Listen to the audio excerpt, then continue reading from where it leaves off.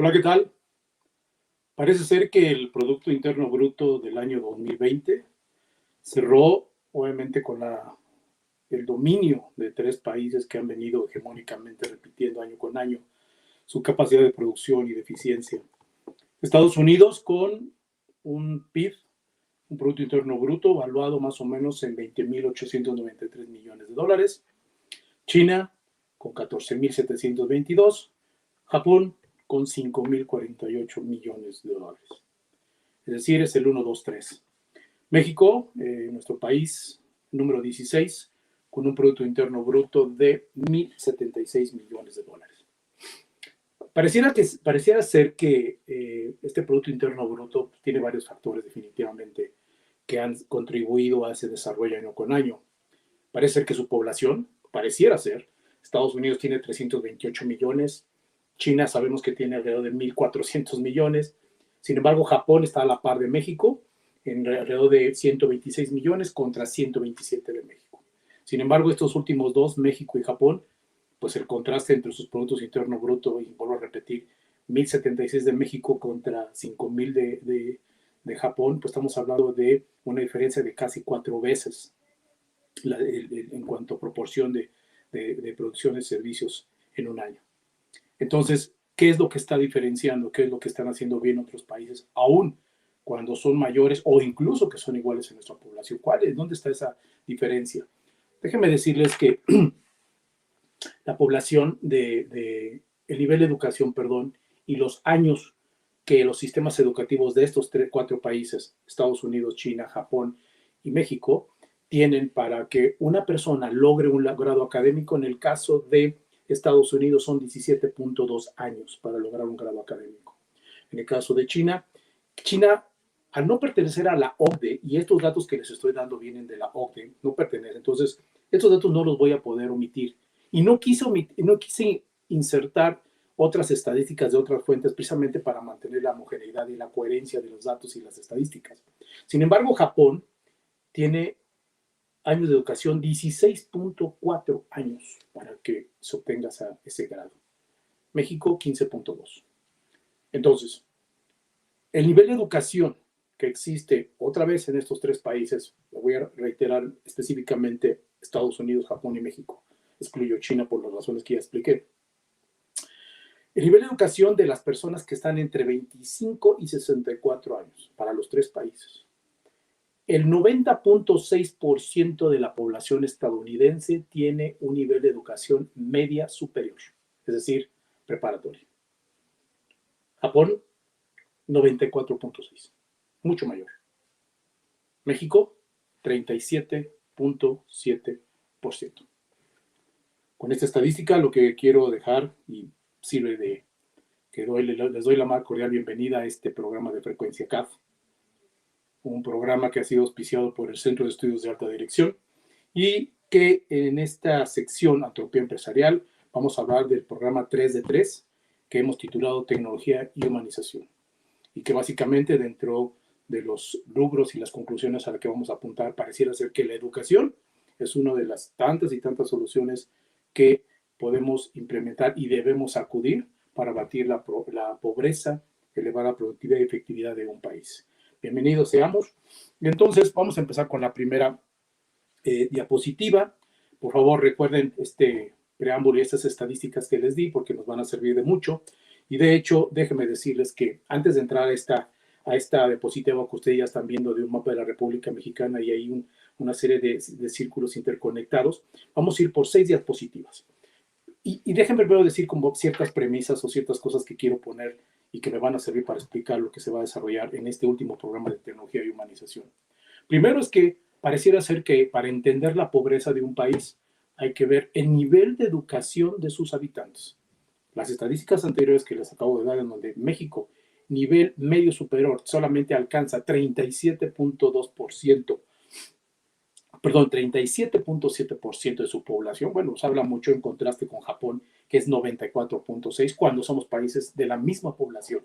Y México con una territorialidad mayor que la de Japón. Entonces, empatar la oferta educativa tiene un gran reto con el vertiginoso crecimiento de la población.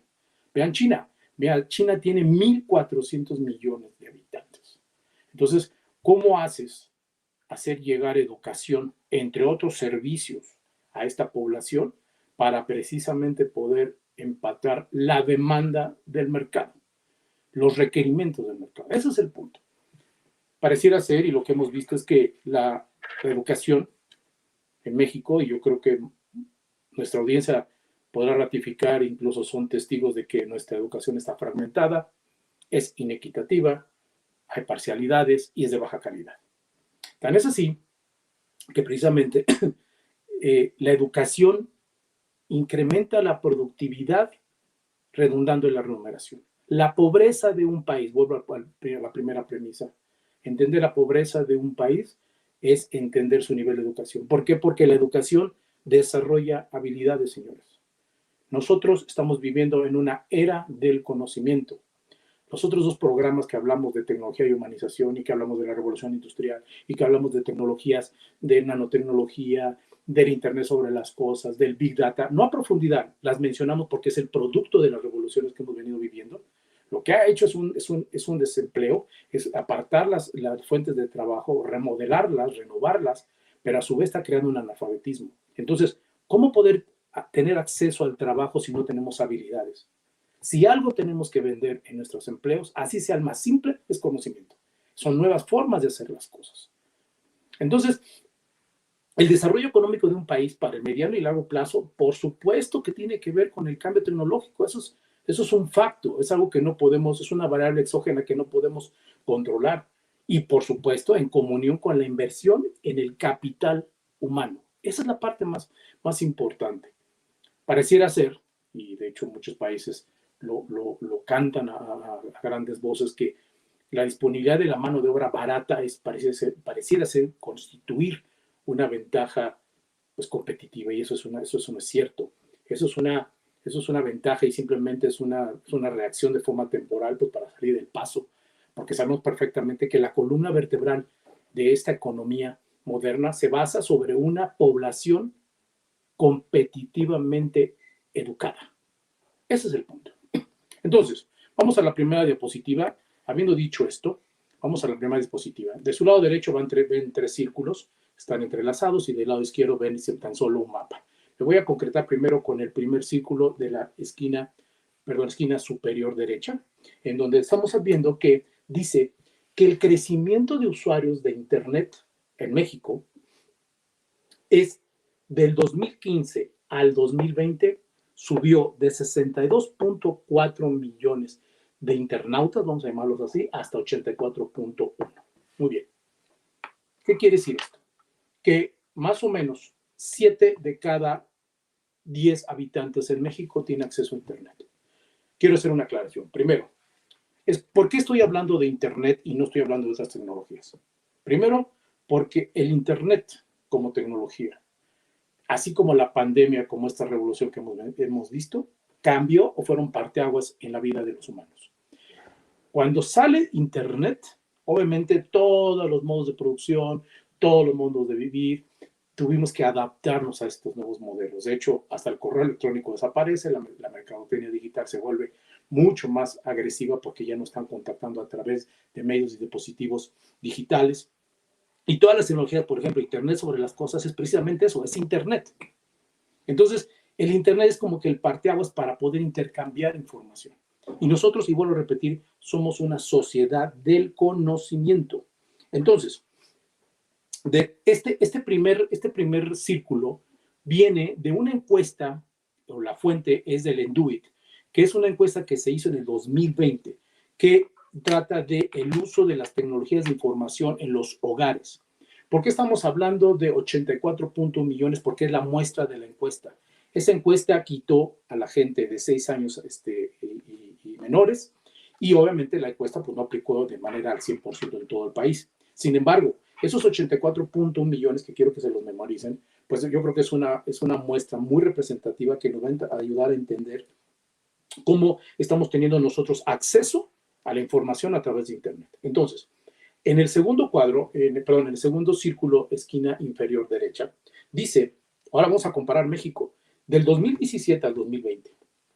Corea del Sur logró 96.2 de sus habitantes conectados en Internet. Japón 92.7 y Estados Unidos 88.5.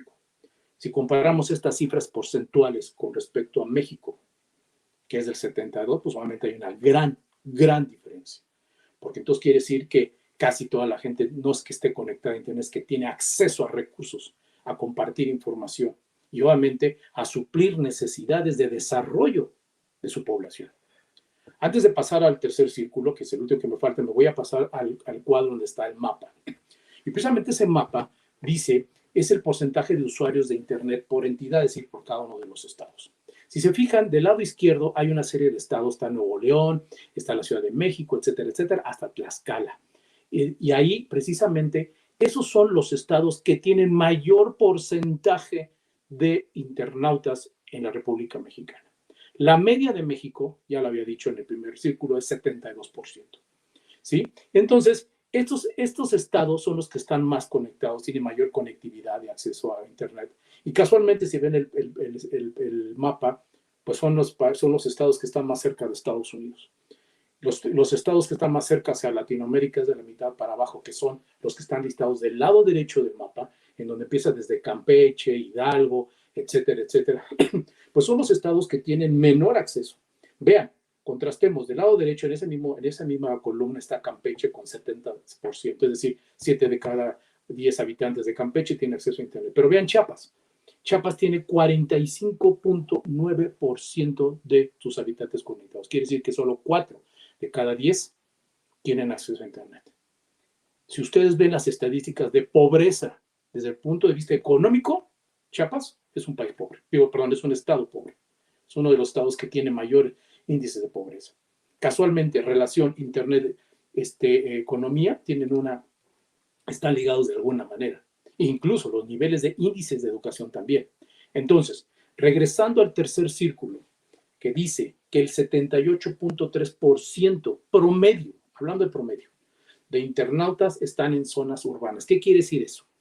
Si ustedes ven del lado, ahora me regreso, perdón, al mapa, a la columna del lado izquierdo donde está Nuevo León, si ustedes promedian desde Nuevo León hasta Tlaxcala, lado izquierdo del mapa, si ustedes promedian todos esos porcentajes, es decir, 84.5, 84.4, etcétera, hasta llegar a Tlaxcala, que es 72.7, ese promedio es ese 78.3% que enuncia el círculo del lado derecho. Entonces, ¿qué quieres? Y a eso le llaman zonas urbanas, es decir, zonas que están interconectadas, zonas que tienen un nivel de tecnificación y obviamente de acceso a la información. El promedio, si ahora nos vamos en el mismo mapa, en la columna del lado derecho, donde está Campeche hasta Chiapas, si promediáramos todo eso, eso más o menos es un 50%. Quiere decir que 13.3 millones de internautas están del lado derecho. Entonces, ¿dónde está cargada la mayor conectividad, la mayor riqueza de acceso al conocimiento? A la parte media del país, hacia arriba, hacia Estados Unidos. Y de la parte media hacia abajo es Latinoamérica, es donde tenemos mayor pobreza. Ustedes me dirán, y bueno, ¿y por qué tener que hablar de estas estadísticas? Porque precisamente estamos hablando de acceso a la educación. Y hoy, tener una política de educación en donde crear o que estemos construyendo escuelas rurales, enviar docentes, si en décadas eso no ha funcionado, ahora menos. La educación se tiene que tecnificar y tenemos que llegar a ella. Y las tecnologías, las conectividades, las comunicaciones, son el medio perfecto para lograr ese objetivo. Vayamos a la siguiente diapositiva y vamos a ver aquí otro aspecto. Vean, lo que está en barras en azul y amarillo del lado derecho son todos estos internautas. Y básicamente entre 2019 y 2020, es decir, en plena pandemia, ¿cuál fue el tipo de acceso que tuvieron? ¿A qué tipo de información? Si se fijan, independientemente de desde dónde lo accesaron, con qué lo accesaron, vemos que la comunicación fue base, la búsqueda de información fue base, el acceder a redes sociales fue base, el entretenimiento, el acceso a contenidos audiovisuales. Pero también hay más o menos en medio, dice apoyar la capacitación a educación. Esto, por el año 2019 y 2020, se desarrolló la educación en línea. Aquí, esto no se estilaba en años anteriores, incluso yo los invito a que busquen estadísticas, y la educación era presencial. Ahora que nos vamos a un sistema en línea, por supuesto que aquí es donde se dispara. Entonces, ¿qué quiere decir? Y esto funciona, y esto funcionó. Quiere decir que para el estado de Chiapas, que no tiene educación, no tiene desarrollo económico, tiene pobreza extrema, las iniciativas de interconectividad para la educación son la solución perfecta de desarrollo de nuestros estados. Si se fijan del lado izquierdo, hay medios círculos en donde básicamente, y lo voy a enunciar rápidamente, dice desde dónde accedieron a Internet. Y vemos que los celulares incrementaron, los portátiles decrecieron, es decir, una laptop, pues sí, siguen utilizando el laptop como medio de acceso de un 41% a un 33.7%, eso en los años 2019-2020, y así sucesivamente en los equipos de escritorio, o sea, las PCs, las Smart TVs y las consolas. ¿Qué quiere decir esto? Quiere decir que la gente está solicitando, tiene la necesidad de estar comunicada, pero desde el punto de vista de la movilidad. Aquel dispositivo que nos permite estar recibiendo información en donde estemos, esa es la solución que tenemos que hacer. Entonces, la movilidad, producto de la convergencia de las telecomunicaciones, llámese voz, audio, video, obviamente la globalización, el nacimiento de diferentes tecnologías ya como la nanotecnología, el Internet de las cosas, Big Data, soluciones a nube, pues todo hace eso que las necesidades ahora de nuestra población sea desde el punto de vista de la movilidad. Habiendo dicho esto, en el siguiente slide, les voy a presentar otro mapa del lado derecho y una gráfica del lado izquierdo. Voy a empezar primero con la gráfica del lado izquierdo, que dice que precisamente esos usuarios de celular, ahora, ¿cuál era la información específica que estaban buscando? La anterior obedecía en términos generales y nada más especifiqué dónde era la tendencia, que eran celulares. Ahora, de esa población de usuarios, si se fijan, estamos hablando de un 88.2 millones. Ese dato lo pueden ver de la parte derecha inferior del mapa. ¿Por qué 88? Y resulta mayor que incluso que la encuesta de Enduit, que estábamos hablando 84.1, porque aquí hay usuarios que tienen hasta 2 o 3 equipos. Entonces, la muestra de los internautas que utilizan un celular se incrementa. Regreso a la gráfica de las barras. Estos usuarios que tienen movilidad, por supuesto, están utilizando la mensajería instantánea, el acceder a las redes sociales, a contenidos de audio y video y obviamente a navegación asistida. Y de ahí otras. Pero si se fijan, ahí no aparece la educación. Entonces, ¿cómo podemos hacer que podamos dar educación de calidad, entrenamiento, capacitación, si ni siquiera el usuario ve que su dispositivo lo puede utilizar para tales fines? Y eso es una realidad, ese es el uso que le estamos dando a la tecnología. Y no lo estoy satanizando ni lo estoy calificando como un pecado. Lo que estoy diciendo es que hay que cambiar la visión, el uso lúdico de los teléfonos, precisamente para la educación como instrumento de desarrollo social, ¿no? De la pobreza. Y del lado derecho, ahora me voy a brincar a lanzar el mapa, igual, la misma dinámica. Si se fijan del lado izquierdo del mapa, donde están el estado de Sonora, hasta la parte donde dice Tlaxcala, que es al final de esa columna, vemos que están en el orden de los 87 y así sucesivamente hasta el 75%. Volvemos otra vez al mismo entendimiento. La parte norte del país, que está cerca de Estados Unidos, casualmente, es la que más tiene acceso a la información desde el Internet, está más tecnificada desde el punto de vista de las telecomunicaciones. Y la parte sur del país, o la mitad hacia abajo, hacia Latinoamérica, es donde tenemos mayor pobreza. Obviamente, por ejemplo, si ven del lado derecho de ese mismo mapa, la parte de Chiapas que se ubica hasta el final de esa columna, pues vean que tiene una proporción de 55.7 de usuarios. O sea, simplemente hay 5 usuarios, 5 de cada 10 tienen acceso a Internet. Entonces, ¿cómo abatir la pobreza en esos estados? ¿Cómo poder incrementar precisamente la competitividad de nuestro país? ¿Cómo poder hacer llegar y evitar que la gente tenga que emigrar hacia las zonas urbanas y que tengan y abandonen o tuvieran que abandonar sus ubicaciones natales por el simple hecho de que no hay trabajo o simplemente no hay manera de prepararse? Eso es en realidad lo que nos está dando o una de las reflexiones, o quizá una de las tantas reflexiones que nos dan estas estadísticas. Vamos a la última, en términos de estadísticas, que es la siguiente diapositiva. Esta es creo que es importante y yo creo que nos puede dar mucho entendimiento de cómo está nuestro país. Si se fijan del lado izquierdo están la distribución de estos internautas por edad. Si se fijan, hay una línea vertical negra que precisamente frena o está antes de la gente de 44 años. Es decir, gente entre 6 y 44 años que representan el 64.4 millones de habitantes de esta encuesta que les hablé de la Enduit y que la muestra total, vuelvo a repetir, era 84.1 millones de personas, pues están en este rango. Es decir, es un 76%. Si analizamos la gente mayor, es decir, la de 44 años, cuando nació y cuando empezó a ir a la primaria, ya existían las computadoras, las PCs. Ya había nacido en esa época. Digo, ya ni se diga de la gente que ahorita tiene 6 años que ya nació con las tecnologías de información. O sea, son gente que ya nacieron, ya están tecnificadas de alguna manera, ¿no? Ese es su natalicio. Aquí, fíjese bien, la reflexión es que tenemos una población muy ad hoc, una ventaja para implementar tecnologías en pro de la educación.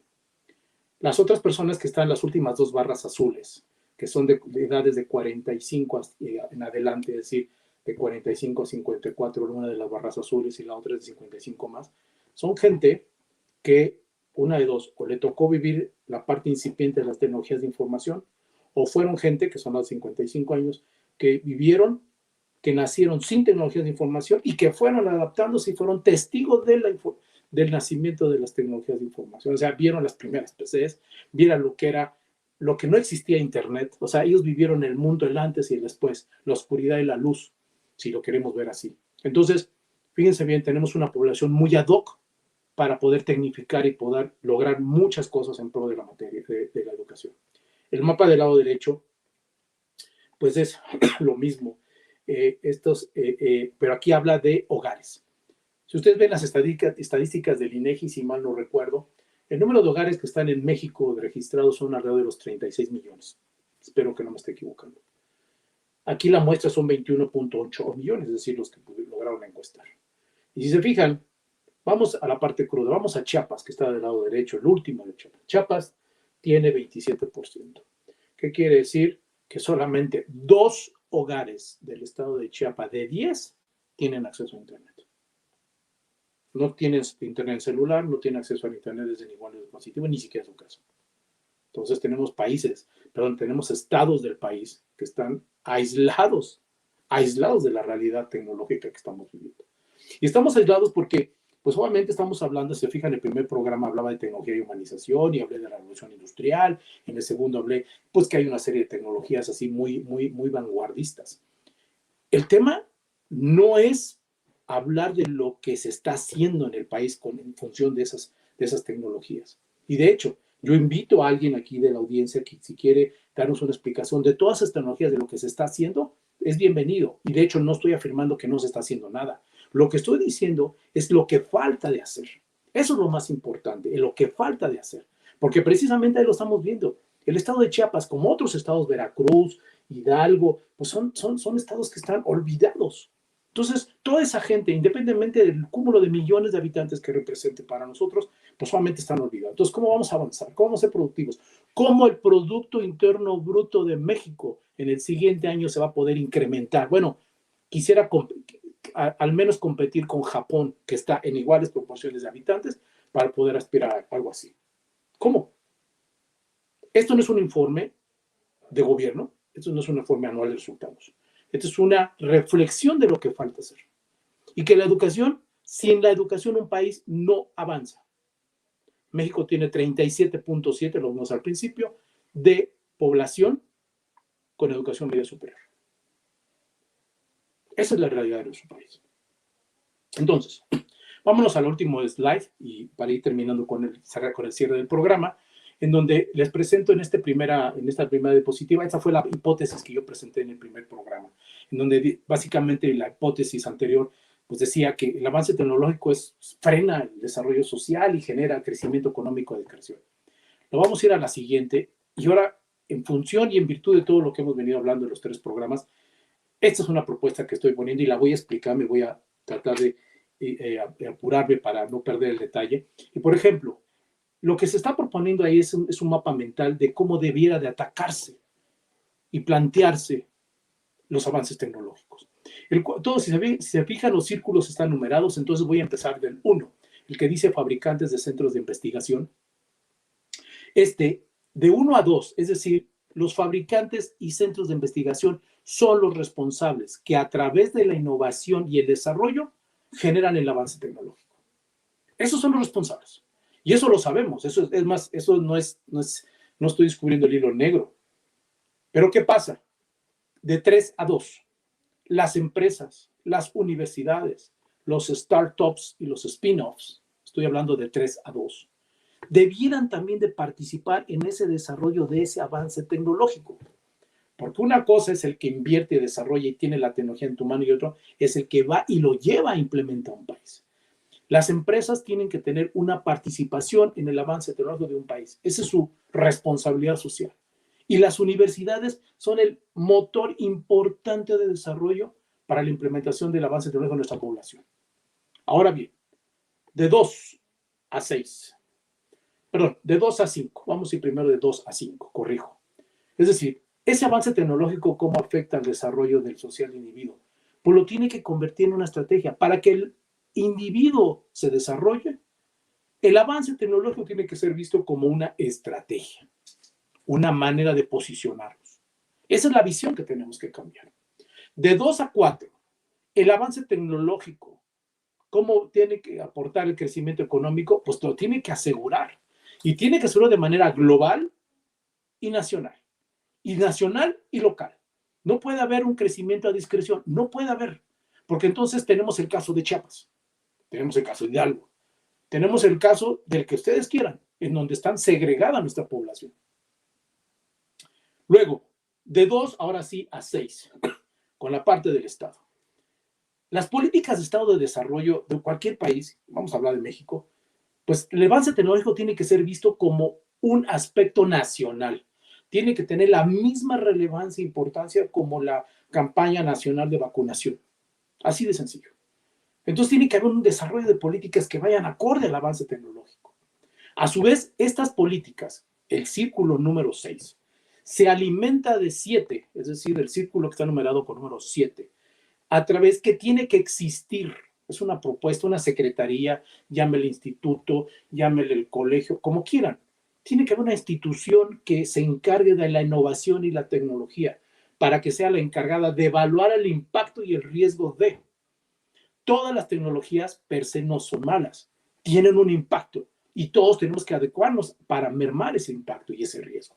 Entonces, las políticas de Estado también tienen que estar en comunión de esa secretaría, de esos riesgos. Luego, de 8 a 6, es decir, las universidades tienen que ser el papel fundamental para el desarrollo de los planes académicos. Las universidades y los colegios de investigación tienen que desarrollar los planes académicos. No es responsabilidad del gobierno. No podemos tener una educación en donde se nos eduque acorde a la ideología dominante. Es decir, en este caso, y paso, dicho sea de paso, no podemos tener una educación laica cuando la educación laica tiene estos resultados. Entonces, las políticas de Estado en el mismo círculo 6, yéndonos hacia 5, hacia el desarrollo social del individuo, pues tiene que ser un plan de desarrollo educacional en donde tiene que mejorar las condiciones de docentes y alumnos. No se puede hablar de docentes de un sindicato nomás para agrupar gente. No se puede hablar de docentes cuando tienen un salario raquítico. No se puede hablar de matrículas de alumnos, no se puede hablar de presupuestos de alumnos, no se puede hablar de tirajes de libros públicos cuando la deserción de nuestros alumnados es abismal. O sea, no se trata de desparramar el dinero, se tiene que hacer un plan de desarrollo. Eso es lo que tiene que hacer. A su vez, por supuesto que en este caso, las políticas de Estado, yéndonos de 6 a 4, tienen que promover y tienen que vigilar que sea equitativa ese crecimiento económico. En el momento que no haya equidad y no haya inclusión, tenemos el caso de Chiapas otra vez. Eso es un hecho. Entonces, por último, las empresas de 3 a 5, me voy a pasar tantito y perdón por el brinco tan abrupto, pero no quiero dejarlo de mencionar.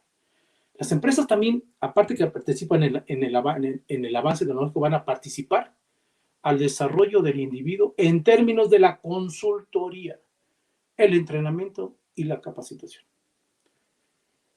Señores, terminamos este programa, el 3 de 3. Todo esto es para reflexión de ustedes. Les dejo el siguiente slide, simplemente es una reflexión.